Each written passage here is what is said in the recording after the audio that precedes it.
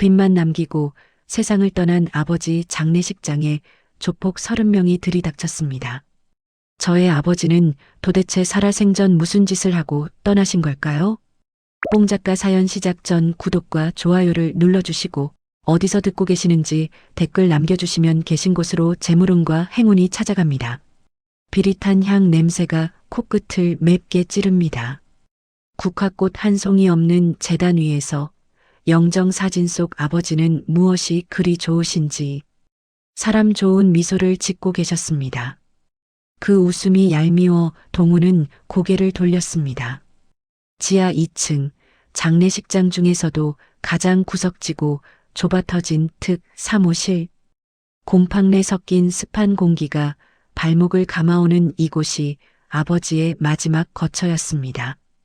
조문객 하나 없는 텅 빈 빈소에는 윙윙거리는 에어컨 돌아가는 소리와 구석에 놓인 냉장고, 모터 소리만이 정막을 채우고 있었습니다. 동우는 거칠거칠한 삼배 완장을 찬팔로 마른 세수를 했습니다. 눈물이 나야 하는데 슬픔이 차올라야 마땅한데 가슴 밑바닥에서 끓어오르는 것은 뜨거운 납덩이 같은 분노와 허탈함 뿐이었습니다. 그는 무릎 앞에 놓인 낡은 서류 가방을 다시 열었습니다. 아버지가 남긴 유일한 유산이라기엔 너무나 초라한 기름때 절은 가계부와 통장.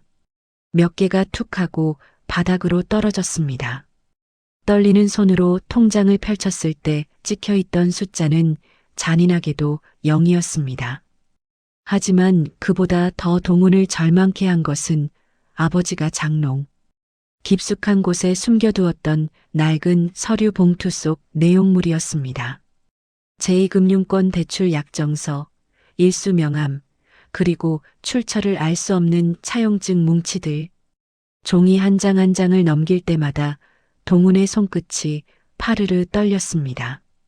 평생을 남들에게 퍼주기만 하며 사셨습니다. 동네 독거노인들 밥 챙겨주느라 정작 당신 아들 등록금은 밀리기 일쑤였고 갈 곳 없는 노숙자들 재워주느라 가게 보증금까지 깎아먹었던 분이었습니다. 동훈은 입술을 깨물었습니다. 입안에서 비릿한 피 맛이 느껴졌지만 멈출 수가 없었습니다. 아버지, 대체 인생을 어떻게 사신 겁니까? 나지막이 내뱉은 말은 텅 빈 공중으로 흩어졌습니다. 기억은 20년 전에 어느 비 오는 날로 거슬러 올라갑니다. 그날은 동훈이 그토록 갖고 싶어 했던 메이커 운동화가 출시되던 날이었습니다. 학교 친구들은 모두 그 신발을 신고 자랑하듯 복도를 뛰어다녔지만 동훈의 발에는 밑창이 다 닳아 빗물이 새어 들어오는 시장표 운동화가 신겨져 있었습니다.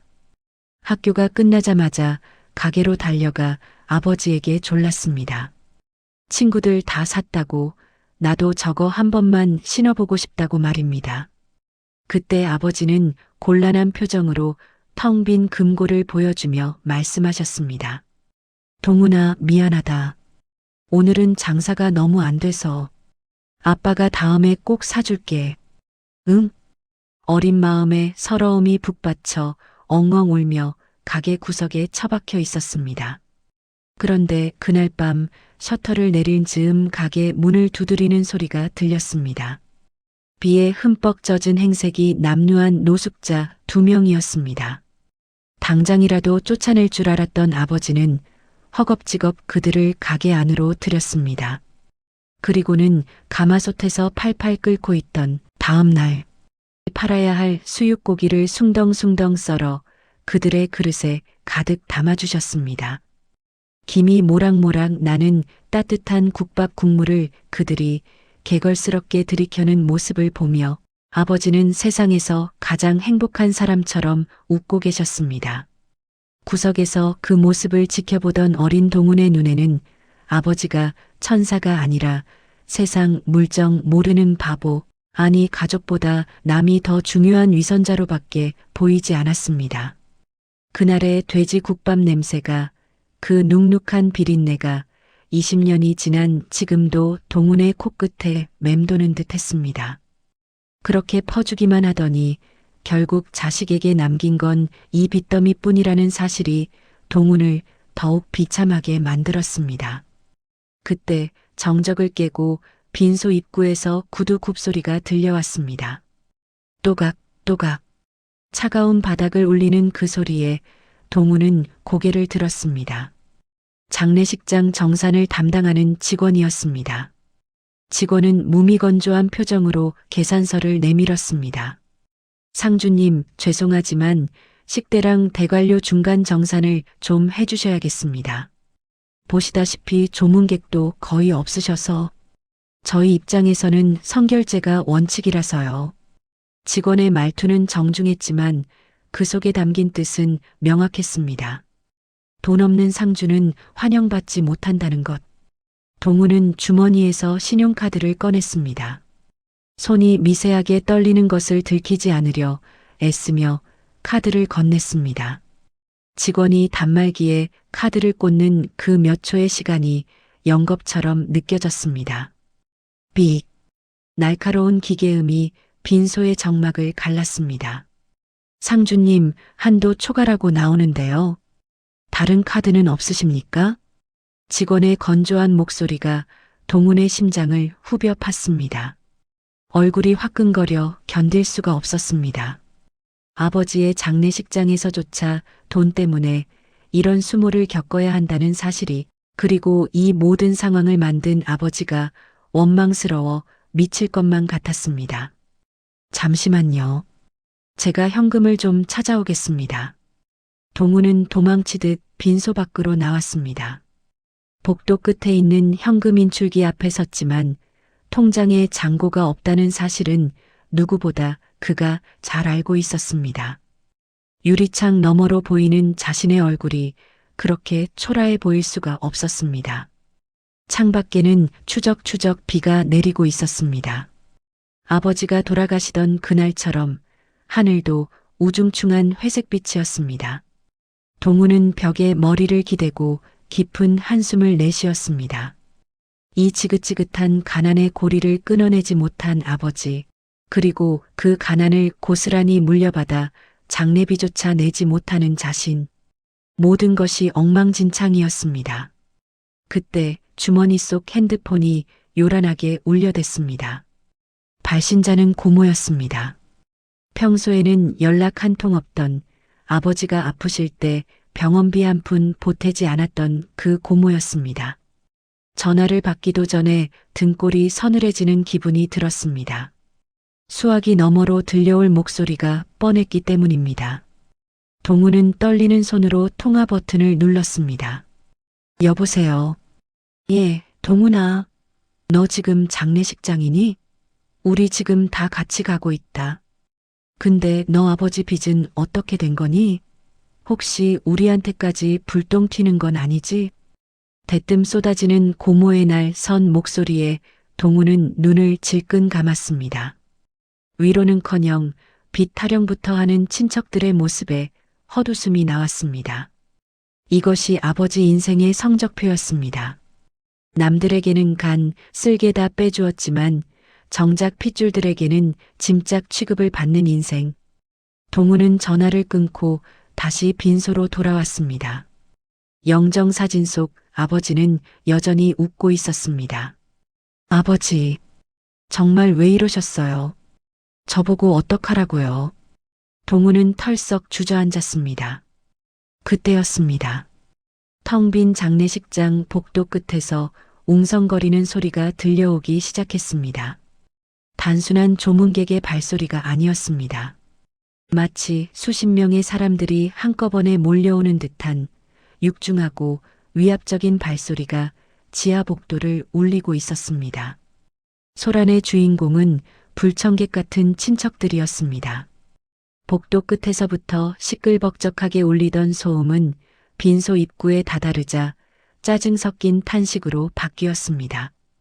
비에 젖은 우산을 털며 들어오는 고모와 삼촌들의 표정에는 애도보다는 귀찮음이 덕지덕지 묻어 있었습니다. 그들은 제단 위에 국화 한 송이를 대충 던지듯 올려놓고는 영정 사진을 향해 고개만 까딱거리는 것으로 저를 대신했습니다. 상주인 동훈의 손을 잡고 위로를 건네는 이는 아무도 없었습니다. 오히려 동훈의 어깨 너머로 텅 빈 조객록을 곁눈질하며 혀를 쯧쯧 찰 뿐이었습니다. 아이고, 오빠 인생 참. 갈 때까지 초라하네. 이게 다 뭐니 사람이 하나도 없어서야. 큰 고모가 싸구려 가죽 핸드백을 자리에 툭 던지며 말했습니다. 그 말은 위로가 아니라 확인 사살이었습니다. 그들은 신발도 벗지 않은 채 접객실 테이블 중 가장 상석을 차지하고 앉았습니다. 장례식장 여사님이 가져다 준 육개장 그릇을 앞에 두고 그들의 입은 숟가락보다 더 바쁘게 움직이기 시작했습니다. 뜨거운 국물을 후루룩 들이켜는 소리 사이로 비수 같은 말들이 쏟아져 나왔습니다. 야, 동훈아. 너 아버지 빚 정리는 다 했냐? 우리한테 연락 온 거 보니까 빚쟁이들이 가만 안 있을 것 같던데. 삼촌이 깍두기를 씹으며 무심하게 물었습니다. 동훈은 마른 침을 삼켰습니다. 아직 경황이 없어서 확인 못했습니다. 경황이 없긴 뭐가 없어. 정신 똑바로 차려야지. 너 상속 포기 각서부터 써라. 괜히 멍청하게 있다가 우리한테까지 불똥 튀게 하지 말고. 알았어? 작은 고모가 숟가락으로 식탁을 탁 치며 거들었습니다. 그들의 눈빛에는 동훈에 대한 걱정은 티끌만큼도 없었습니다. 오직 자신들의 재산에 해가 될까 전전긍긍하는 탐욕스러운 눈빛들 뿐이었습니다. 동훈은 주먹을 꽉 쥐었습니다. 아버지가 평생을 바쳐 챙겼던 동생들이었습니다. 사업 망했을 때 보증 서주고 조카들 대학 등록금 보태주고 명절마다 선물 꾸러미를 바리바리 싸들고 찾아갔던 그 핏줄들이 지금 아버지의 영정 앞에서 밥알을 튀기며 고인 능욕을 하고 있었습니다. 오빠가 평생 뜬구름 잡는 소리나 하고 사니까 이 꼴 난 거야. 남 좋은 일만 하다가 제 자식 굶어 죽는 줄도 모르고. 쯧쯧, 무능한 것도 죄다 죄. 그들의 대화는 점점 더 노골적으로 변해갔습니다. 아버지의 헌신은 무능으로, 아버지의 따뜻함은 오지랖으로 난도질 당하고 있었습니다. 동훈은 당장이라도 소리를 지르며 밥상을 엎어버리고 싶었지만 그럴 힘조차 남아있지 않았습니다. 그저 입술을 깨물며 고개를 숙이고 있을 뿐이었습니다. 그때였습니다. 후두두둑. 창밖을 때리는 빗줄기가 갑자기 굵어지는가 싶더니 장례식장 입구 쪽 유리창 너머로 강력한 헤드라이트 불빛이 번쩍이며 들어왔습니다. 하나, 둘, 셋. 칠흑 같은 어둠을 뚫고 육중한 검은색 세단들이 줄지어 들어오고 있었습니다. 마치 약속이나 한 듯 장례식장 주차장을 점거하기 시작한 차량의 행렬은 끝이 보이지 않았습니다. 고급 세단 특유의 묵직한 엔진 소리가 빗소리를 뚫고 지하 빈소까지 진동으로 전해져 왔습니다. 육개장을 먹던 고모들의 숟가락질이 멈췄습니다. 어머, 저게 다 무슨 차니? 여기 오늘 뭐 대단한 사람이라도 죽었나? 큰 고모가 목을 길게 빼고 창밖을 내다보았습니다. 그 순간 멈춰선 10여 대의 차문이 일제히 열렸습니다. 우산도 쓰지 않은 채 차에서 내리는 건장한 사내들.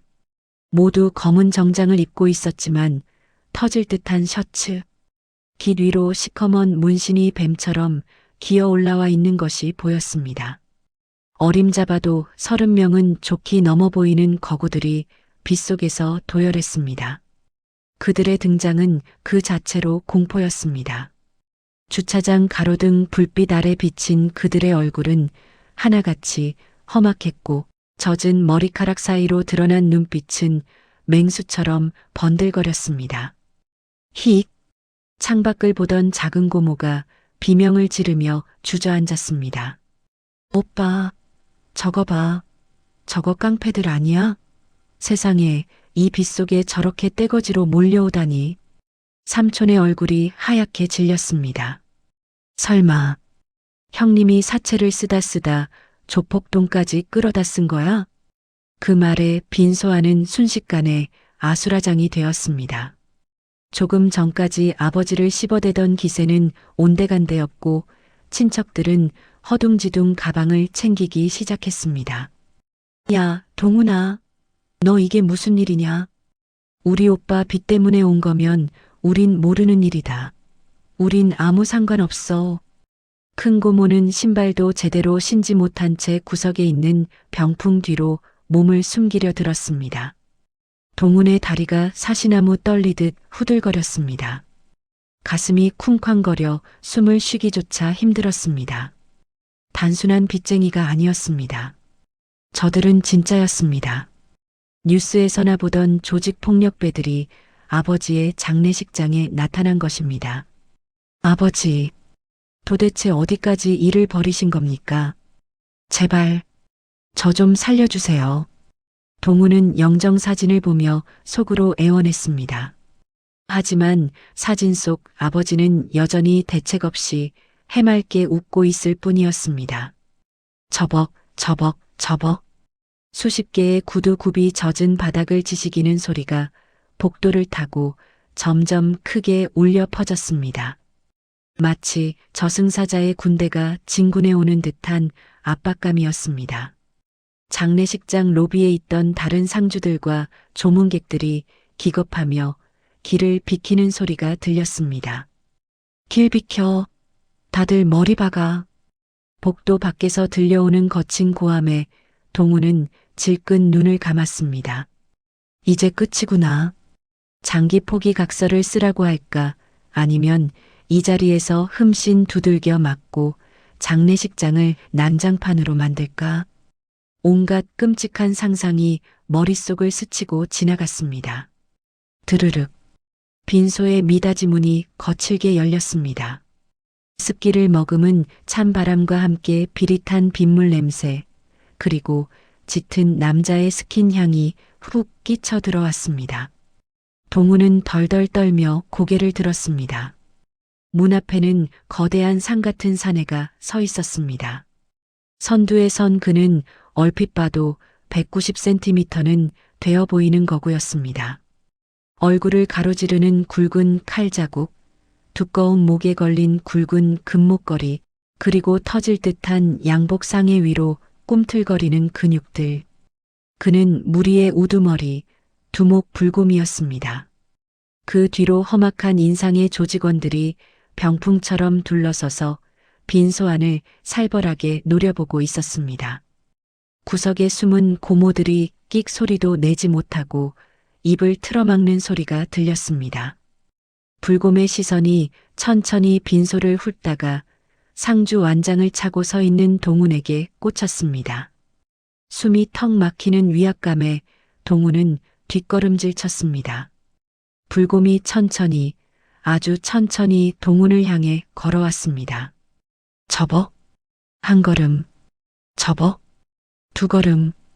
그가 다가올 때마다 바닥이 울리는 것 같았습니다. 동훈의 코앞까지 다가온 불곰이 걸음을 멈췄습니다. 그의 거대한 그림자가 동훈을 완전히 집어삼켰습니다. 살기 어린 눈빛이 동훈의 눈동자를 뚫어지라 쳐다보았습니다. 심장이 입 밖으로 튀어나올 것 같은 긴장감 속에 불곰이 천천히 입을 열려는 찰나였습니다. 동훈은 질끈 감았던 눈을 더 세게 옥죄었습니다. 곧 닥쳐올 폭력의 고통을 미리 대비하려는 본능적인 방어기제였습니다. 두목의 거친 손이 허공을 가르는 소리가 귓가에 윙하니 스쳤습니다.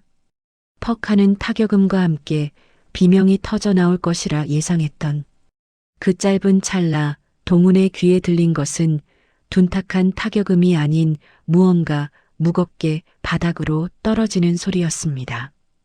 쿵! 그 소리는 뼈가 부러지는 소리가 아니었습니다.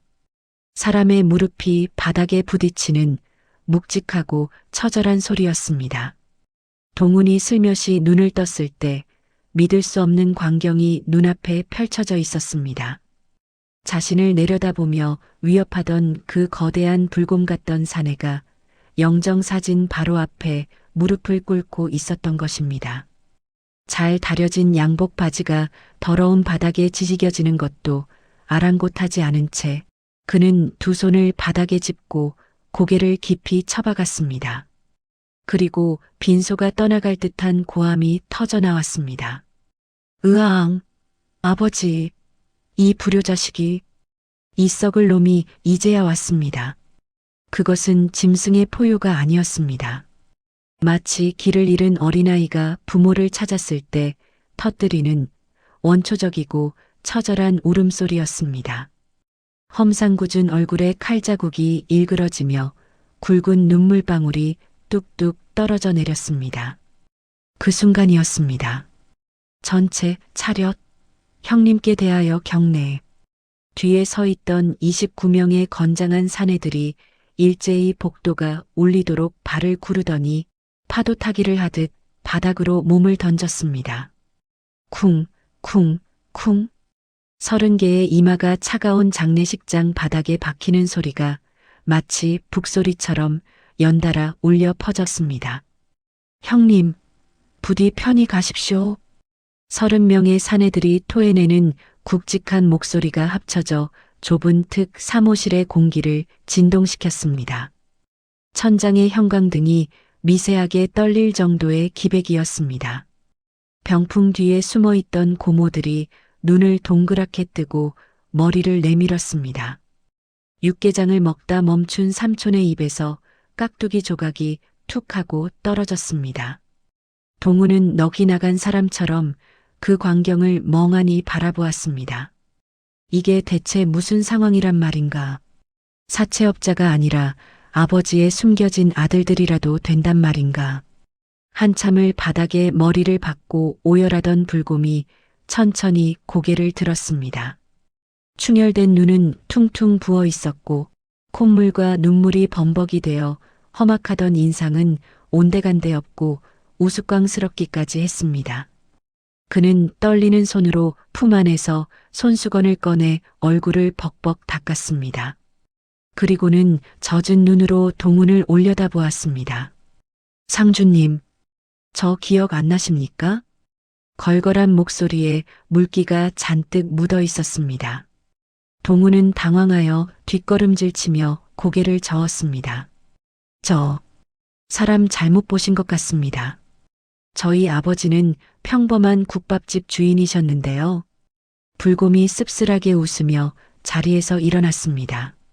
그가 일어서자 다시금 거대한 그림자가 동훈을 덮쳤지만 이번에는 그 그림자가 무섭게 느껴지지 않았습니다.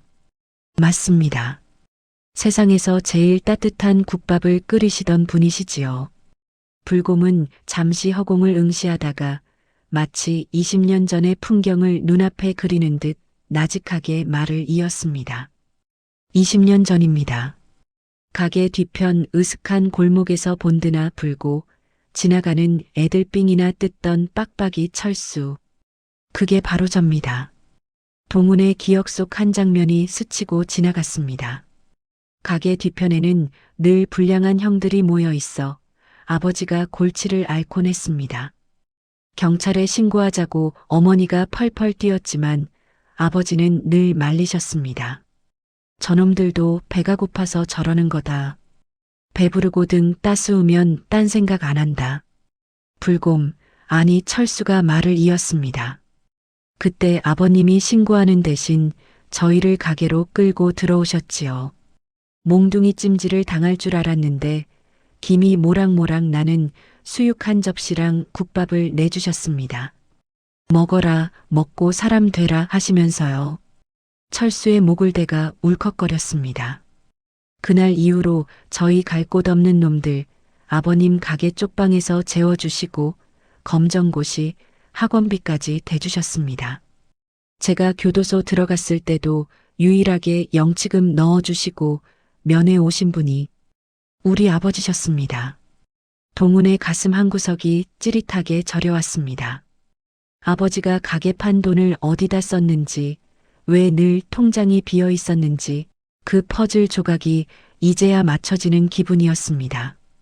철수가 품 안주머니에서 두툼한 서류 봉투 하나를 꺼냈습니다. 이거 받으십시오. 동훈이 얼떨결에 봉투를 받아들었습니다. 봉투 겉면에는 채무 완납 증명서라는 글자가 선명하게 찍혀 있었습니다. 아버님이 가게 유지하시느라 급하게 쓰셨던 사채 5천만 원. 저희가 원금이자 싹 다 정리했습니다. 악질 사채업자 놈들 사무실 찾아가서 책상 좀 엎었더니 이자 놀이하던 장부 바로 내놓더군요. 이제 빚은 10원 한 장 없습니다. 동훈의 손이 부들부들 떨렸습니다. 빚이 사라졌습니다. 그토록 아버지를 그리고 자신을 옥죄던 쇠사슬이 끊어지는 순간이었습니다. 하지만 놀라움은 거기서 끝이 아니었습니다. 철수는 바닥에 놓아두었던 검은색 쇼핑백을 들어 올려 동훈의 가슴에 안겨주었습니다. 묵직한 무게감이 동훈의 팔로 전해졌습니다. 그리고 이건 저희 못난 놈들이 십시일반 모은 조의금입니다. 아버님 가시는 길 노잣돈이라도 넉넉하게 해드리고 싶어서요. 동훈이 떨리는 손으로 쇼핑백 안을 들여다보았습니다. 숨이 턱 막혔습니다. 노란 고무줄로 묶인 5만 원권 돈다발이 벽돌처럼 차곡차곡 쌓여 있었습니다. 어림잡아도 1억 원은 좋게 넘어 보이는 거액이었습니다. 현실감이 없었습니다. 장례식장 비용이 없어 카드가 정지되었던 것이 불과 10분 전이었습니다. 그런데 지금 품 안에는 평생 만져보지도 못한 현금 뭉치가 들어와 있었습니다. 1억? 병풍 뒤에서 상황을 지켜보던 고모들의 눈이 튀어나올 듯 커졌습니다. 공포에 질려있던 얼굴들이 순식간에 탐욕스러운 가면으로 바뀌었습니다. 돈 냄새를 맡은 하이에나들처럼 그녀들의 눈동자가 번들거리기 시작했습니다. 동훈은 멍하니 철수를 바라보았습니다. 이걸 제가 받아도 되는 겁니까? 당연하지요. 아버님이 저희에게 주신 사랑에 비하면 이건 종이 조각에 불과합니다. 상주님, 아니 동훈이 형님. 저희가 늦게 와서 죄송합니다. 철수가 90도로 허리를 숙였습니다. 뒤에 서 있던 조직원들도 다시 한번 죄송합니다. 하고 복창했습니다. 그때 식당 칸 구석에서 눈치를 보던 큰 고모가 슬금슬금 기어 나왔습니다. 방금 전까지 무서워서 벌벌 떨던 모습은 온데간데였고 쇼핑백을 향한 시선만이 노골적으로 빛나고 있었습니다. 아이고 세상에. 이런 귀한 인연이 있었네. 그래, 우리 오빠가 덕을 많이 쌓긴 했어. 큰 고모는 짐짓 눈물을 훔치는 척하며 동훈의 곁으로 다가왔습니다. 그녀의 손이 자연스럽게 동훈이 들고 있는 쇼핑백 손잡이로 향했습니다. 하지만 철수의 눈빛이 매섭게 변했습니다. 그는 고모의 손이 쇼핑백에 닿기 직전 거대한 몸으로 그 사이를 가로막았습니다. 누구십니까? 낮게 깔린 목소리에 서늘한 살기가 묻어났습니다. 큰 고모가 흠칫 놀라 손을 거두며 억지 미소를 지었습니다. 아니. 나는 고인 여동생인데 조카가 경황이 없으니 내가 좀 도와줄까 해서. 철수는 대꾸도 하지 않고 고모를 위아래로 훑어보았습니다. 경멸이 담긴 시선이었습니다. 그는 빈소 테이블 위에 어지럽게 널려있는 먹다 남은 육개장 그릇들과 텅 빈 소주병들을 둘러보았습니다. 그리고 아직도 상황 파악을 못하고 멍하니 서 있는 동생들을 향해 천둥 같은 목소리로 외쳤습니다. 뭐하냐? 지금 아버님 가시는데 빈소 꼬라지가 이게 뭐야? 빈소가 쩌렁쩌렁 울렸습니다. 너희들 당장 화장실 가서 옷 갈아입고 튀어와. 오늘부터 우리가 상주다. 국 푸고 밥 나르고 신발 정리해. 빗물 한 방울이라도 바닥에 떨어져 있으면 그놈은 오늘 나랑 면담이다. 실시. 우렁찬 복창 소리와 함께 30명의 조폭들이 일사불란하게 움직이기 시작했습니다. 검은 양복 상의가 벗겨지고 하얀 와이셔츠 소매가 걷어 올려졌습니다. 그들의 팔뚝에 새겨진 용과 호랑이들이 꿈틀거리며 살아 움직이는 듯 했습니다. 그 살벌한 풍경 속에서 철수는 다시 동훈을 향해 정중하게 고개를 숙였습니다. 그런데 그때 입구 쪽에서 누군가 헐레벌떡 뛰어들어왔습니다. 장례식장 직원이었습니다. 상주님, 저기, 밖에 화환이. 직원의 표정은 귀신이라도 본 듯 질려 있었습니다. 화환이 왜요? 동훈이 묻자 직원은 말을 잇지 못하고 입구 쪽을 손가락으로 가리켰습니다. 그게 입구부터 주차장까지 꽉 찼습니다. 더 이상 놓을 자리가 없어서 도로까지 나가야 할 것 같은데 직접 보셔야 할 것 같습니다. 도대체 누가 화환을 보냈다는 말인가? 동훈과 철수가 시선을 교환하는 사이 고모들이 웅성거리며 창가로 몰려갔습니다. 그리고 창밖을 내다본 작은 고모의 입에서 외마디 비명이 터져 나왔습니다.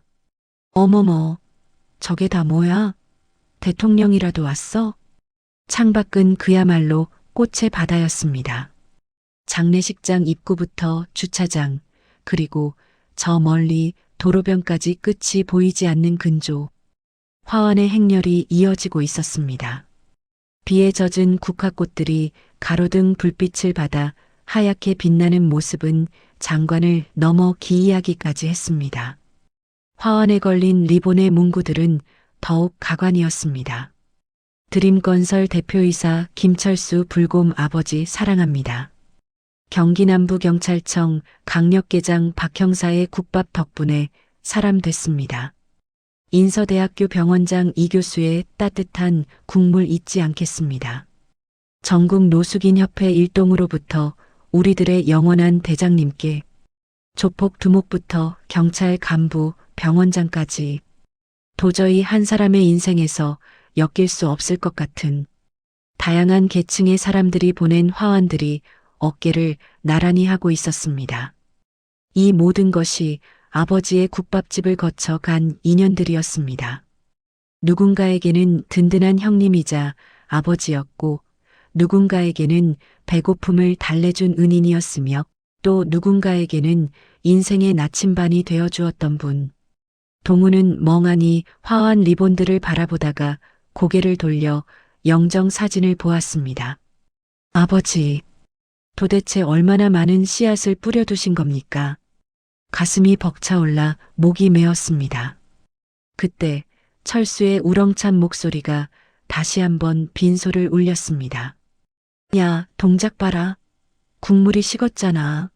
손님들 오시는데 정신 안 차려? 빈소 안의 풍경은 그야말로 기상천외했습니다. 등판에 호랑이 문신을 한 거구의 사내들이 분홍색 앞치마를 두르고 쟁반을 나르고 있었습니다. 그 험악하던 인상은 온데간데였고 손님들에게 깍듯하게 고개를 숙이며 식사 맛있게 하십시오 형님. 뜨거우니 조심하십시오 누님. 하며 서빙을 하고 있었습니다. 신발장 앞에서는 덩치 큰 조직원 2명이 쪼그리고 앉아 조문객들의 신발을 가지런히 정리하고 있었고 주방에서는 문신 가득한 팔뚝으로 능숙하게 수육을 썰고 있었습니다. 대한민국에서 제일 살벌하지만 그 어느 곳보다 깍듯하고 친절한 장례식장이었습니다. 그때 장례식장 직원이 다시 뛰어왔습니다. 상주님, 특 사무실로는 감당이 안 됩니다. 조문객들이 복도까지 줄을 서셨어요. 지금 당장 특 1호실로 옮기시죠. 제일 큰 방 비워놨습니다. 동우는 얼떨떨한 표정으로 고개를 끄덕였습니다.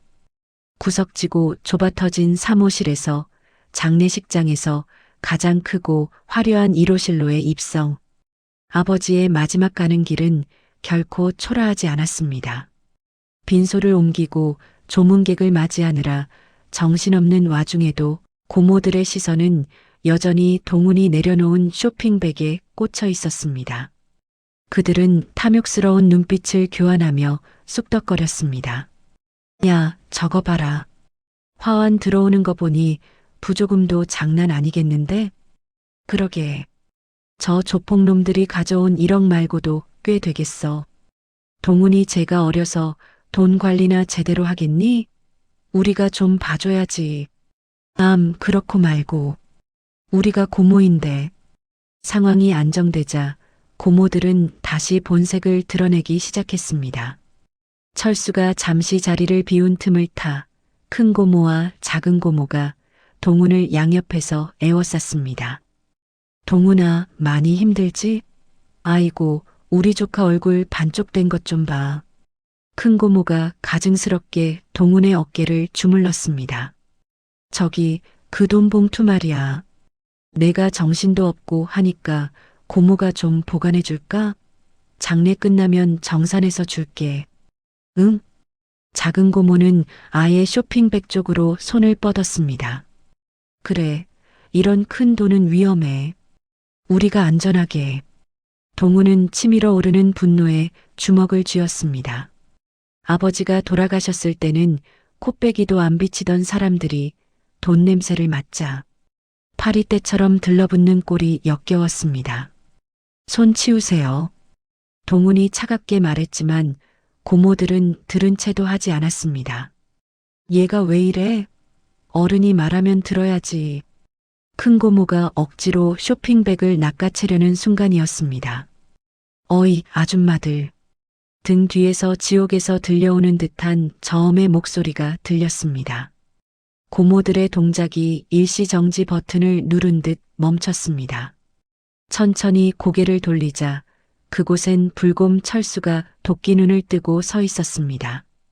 그의 한 손에는 커다란 식칼이 들려 있었는데 방금 주방에서 수육을 썰다 나온 듯 기름기가 번들거렸습니다. 그 더러운 손, 당장 떼지 않으면 손목을 분질러 버리겠습니다. 철수의 목소리는 낮았지만 빈소 안의 공기를 얼어붙게 만들기에 충분했습니다. 아니. 우리는 그냥 조카 도와주려고. 큰 고모가 사시나무 떨듯 떨며 변명했지만 철수는 들은 척도 하지 않았습니다. 그는 성큼성큼 다가와 고모들의 주머니를 가리켰습니다. 그 불룩한 주머니에서는 비닐봉지에 쌓인 편육과 수육고기들이 삐져나와 있었습니다. 심지어 작은 고모의 핸드백 틈새로는 조문객들이 놓고 간 부조금 봉투 몇 개가 보였습니다. 철수의 표정이 싸늘하게 굳었습니다. 장례식장 와서 고기 훔치고 돈 훔치는 게 조카 도와주는 겁니까? 그는 식칼을 테이블에 쾅 하고 내리꽂았습니다. 칼날이 나무 테이블에 깊숙이 박히며 윙윙거리는 소리를 냈습니다. 힉! 고모들이 비명을 지르며 주저앉았습니다. 사모님들, 손목이 많이 무거워 보이시는데 제가 좀 들어드릴까요? 아니면 철수가 칼 손잡이를 잡으며 으르렁거렸습니다. 아예 손목을 덜어드릴까요? 그 살벌한 협박에 고모들은 훔친 고기와 돈봉투를 바닥에 내팽개치고는 살려주세요. 를 외치며 빈소 밖으로 주랭랑을 쳤습니다. 신발도 제대로 신지 못한 채 맨발로 복도를 달려가는 그들의 뒷모습은 우스꽝스럽기 그지없었습니다. 빈소 안에 있던 조문객들 사이에서 와하고 웃음이 터져나왔습니다. 동훈도 그제야 참았던 숨을 내쉬며 피식 웃음을 흘렸습니다. 가슴 한구석을 꽉 막고 있던 고구마가 쑥 내려가는 듯한 통쾌함이었습니다. 철수는 칼을 다시 주방으로 가져다 놓으며 쑥스러운 듯 머리를 긁적였습니다. 죄송합니다, 형님. 경사스러운 날에 칼부림은 안 되는데 저 아줌마들이 너무 설쳐대서 겁 좀 줬습니다. 동훈은 고개를 저으며 철수의 손을 잡았습니다. 그 거칠고 투박한 손이 오늘따라 왜 이리 따뜻하게 느껴지는지 모를 일이었습니다. 아니요. 정말 고맙습니다. 덕분에 아버지가 편히 가실 수 있겠어요. 그날 밤 빈소는 밤새도록 북적였습니다. 과거의 불량 청소년, 지금은 어엿한 사회인이 된 사람들이 아버지의 영정 앞에 모여 앉아 술잔을 기울였습니다. 야, 너 기억나냐? 우리 배고파서 쓰러졌을 때 아저씨가 몰래 밥 말아주신 거. 그럼 그때 그 국밥 맛은 평생 못 잊지. 난 아저씨가 등록금 내주셔서 대학 갔다. 그거 갚으려고 찾아왔는데 이미 늦었네. 그들의 이야기 속에서 아버지는 무능한 가장이 아니었습니다. 동네의 영웅이자 가난한 이들의 대부였으며 길 잃은 청춘들의 아버지였습니다. 동우는 구석에 앉아 그들의 이야기를 들으며 소주 한 잔을 들이켰습니다. 쓰디 쓴 소주가 오늘따라 달게 느껴졌습니다. 장례식이 끝나고 발인날 아침, 마지막 제사를 지내고 나오는데 철수가 다가와 낡은 공책 한 권을 건넸습니다. 이거 아버님 유품 정리하다가 베개 밑에서 찾았습니다. 형님이 보셔야 할 것 같아서요. 그것은 처음에 동훈이 봤던 빗장부와 비슷하게 생긴 낡고 헤어진 가계부였습니다. 하지만 그 내용은 전혀 달랐습니다. 동훈은 떨리는 손으로 가계부를 펼쳤습니다. 표지는 손때가 타서 반들반들했고 모서리는 닳아 너덜너덜해진 그 작은 공책에서는 아버지 특유의 땀 냄새와 비릿한 돼지 냄새가 희미하게 배어 나왔습니다. 마치 판도라의 상자를 여는 심정으로 동우는 조심스럽게 첫 장을 넘겼습니다. 그곳에 적힌 것은 숫자가 아니었습니다. 빼곡하게 적힌 글씨들은 투박하고 삐뚤빼뚤했지만 꾹꾹 눌러 쓴 필체에서 아버지의 고집스러운 진심이 묻어났습니다. 철수불곰 검정고시 합격함. 이제 사람 구실함. 기특한 놈. 미정이 이번 달 분유값 지원. 아기 웃는 게 천사 같음. 김씨 아저씨 공사판 막노동 자리 주선. 재취업 성공해서 다행임. 옆집 할머니 연탄 100장 넣어드림. 올겨울은 따뜻하게 보내시길. 페이지를 넘길 때마다 동훈의 가슴 속에서 무언가가 뜨겁게 치밀어 올랐습니다. 그것은 금전 출납부가 아니었습니다. 아버지가 평생을 바쳐 써내려간 인간 극장이었고 사람을 향한 투자의 기록이었습니다. 남들이 주식에 투자하고 부동산에 목을 매달 때 아버지는 사람에게 투자하고 계셨던 것입니다. 통장 잔고는 비어 있었을지언정 아버지의 인생 장부는 그 누구보다 풍요롭고 흑자로 가득 차 있었습니다. 마지막 페이지에 이르자 동훈의 시야가 뿌옇게 흐려졌습니다. 그곳에는 떨리는 필체로 적힌 짧은 메모가 남아 있었습니다. 우리 아들 동훈이 대학 등록금 못 해줘서 미안하다. 그래도 아빠는 우리 아들이 세상에서 제일 자랑스럽다. 언젠가 이 아비 마음을 알아줄 날이 오겠지. 사랑한다. 눈물방울이 누런 종이 위로 뚝 떨어져 잉크를 번지게 만들었습니다. 아버지는 바보가 아니었습니다. 호구도 아니었습니다.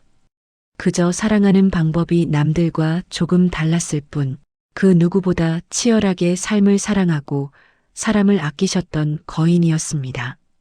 장례 절차가 모두 끝나고 동우는 유골함을 안고 납골당에 아버지를 모셨습니다.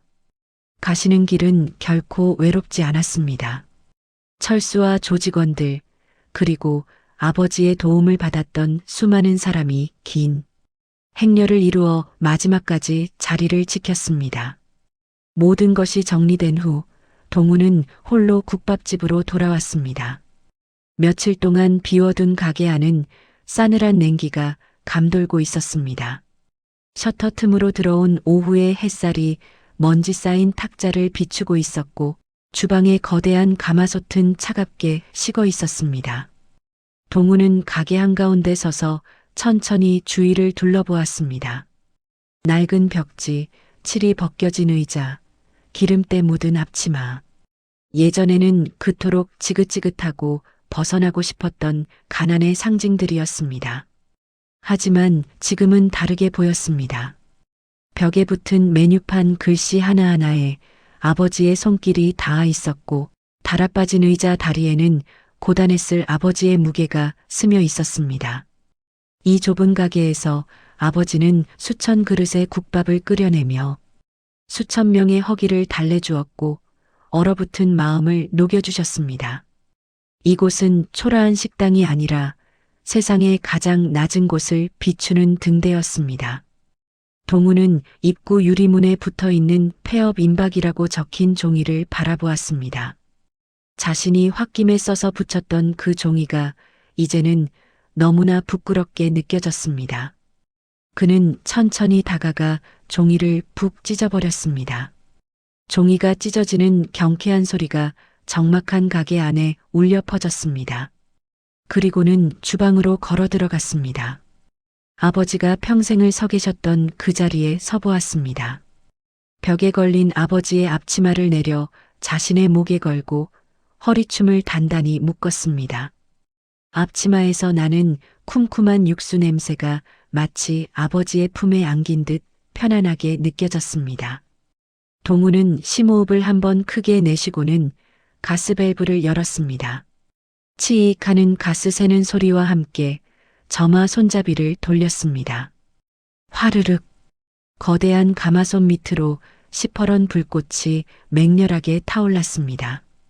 그 뜨거운 열기가 얼굴에 와닿자 비로소 가슴속 깊은 곳에서 심장이 다시 뛰는 것이 느껴졌습니다. 수도꼭지를 틀어 맑은 물을 콸콸 쏟아부었습니다. 냉장고에서 핏물을 뺀 돼지머리와 사골뼈를 꺼내 솥 안에 집어넣었습니다. 이제 다시 시작이었습니다. 아버지가 남긴 것은 빚이 아니라 이 펄펄 끓는 가마솥의 온기이자 사람을 살리는 국밥 한 그릇의 힘이었습니다. 동우는 국자를 들고 솥을 저으며 나지막이 중얼거렸습니다. 아버지, 지켜봐 주세요. 아버지 손맛은 못 따라가겠지만 그래도 마음만은 똑같이 끓여볼게요. 시간이 얼마나 흘렀을까.